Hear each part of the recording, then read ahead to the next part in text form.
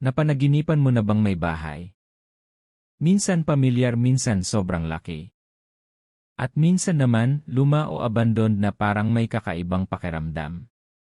Pero alam mo ba? Ang bahay sa panaginip ay hindi lang basta lugar. Madalas, simbolo ito ng sarili mong buhay at pagkatao.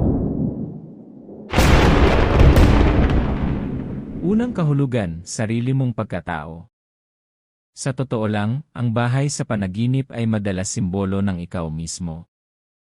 Kung ano ang itsura ng bahay, maaaring refleksyon iyon ng emotional at mental state mo. Kung maayos at maganda ang bahay, posibleng okay ang takbo ng buhay mo ngayon.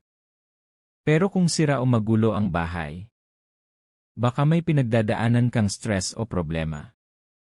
Ikalawa, seguridad at comfort zone. Ang bahay ay lugar kung saan tayo ligtas. Kaya kapag lumabas ito sa panaginip mo, maaaring konektado ito sa pakiramdam mo tungkol sa seguridad at stability.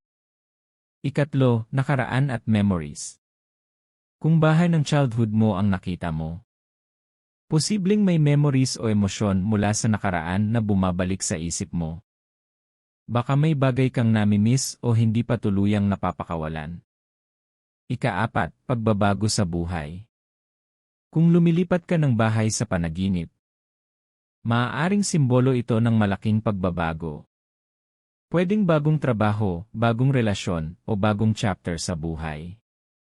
Ika-5, depende sa nangyari sa panaginip. Mahalaga rin ang detalye.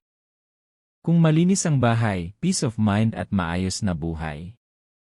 Kung marumi o magulo, emotional stress o confusion. Kung nasusunog ang bahay, matinding emosyon o pagbabago. Kung abandoned ang bahay, loneliness o unresolved emotions. Kung malaki ang bahay, mataas na pangarap o opportunity. Sa totoo lang, ang bahay sa panaginip ay parang salamin ng inner self mo.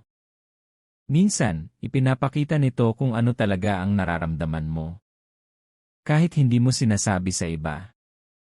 Kaya kung napanaginipan mo ang bahay, tanungin mo sarili mo, kumusta ba talaga ang loob ko ngayon? Kung nagustuhan mo ang video na ito, like, share, at subscribe sa Dream Signs. Para sa mas marami pang kahulugan ng panaginip. At ikaw, anong klaseng bahay ang nakita mo sa panaginip mo? Maganda ba, luma, o nakakatakot? Ay comment mo sa baba. Hanggang sa susunod.